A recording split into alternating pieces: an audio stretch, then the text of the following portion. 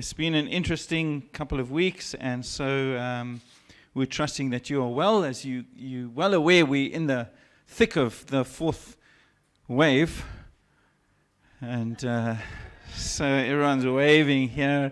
Yeah, not the Mexican wave, that's the Mexican variant of the wave, but we're not going to mention that. But yeah, we just obviously as leaders trying to just always make wise decisions. And so you might be wondering, well, how does this impact on our church meetings? When we make these decisions, just so you know, the first thing we try to always do, and you might say, well, that's just so simple, but we try to hear what God is saying. And we're going to obey what God is saying. That's generally our highest value here, is to do what it is that God's saying. But then we also try and make decisions that are good for our future. You know, we have vision and values, and sometimes we have to make decisions that are not easy, but they're good for our future because we believe in certain things. We have convictions. We're a people of vision and values. And then thirdly, we try and use God's wisdom and be responsible in the way that we do things. And so even though the government hasn't closed meetings at all and put restrictions, we're certainly not going to close them, but we are going to switch to a in-the-wave version of our meetings. And you know the drill by now. We've done this before. We've done it so well.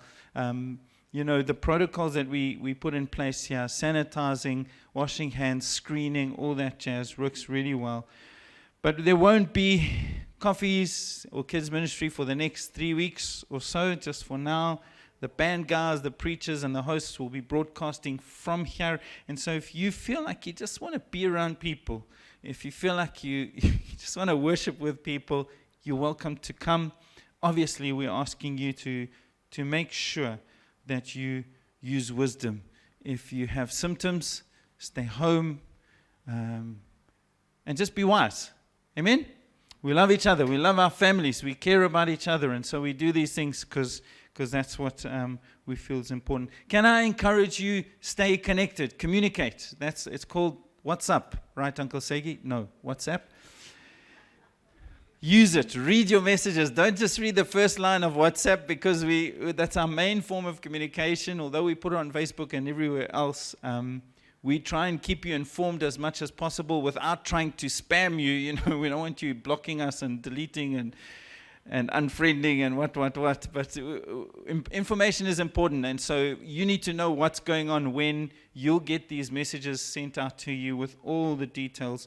And then after 3 weeks or so, 2nd of Jan, we'll reassess and see what's happening. But we believe it's good to meet. And so even if there's a small team of people broadcasting from here, for us, that's worth it. It's better on the preachers. It's easier on everybody. And so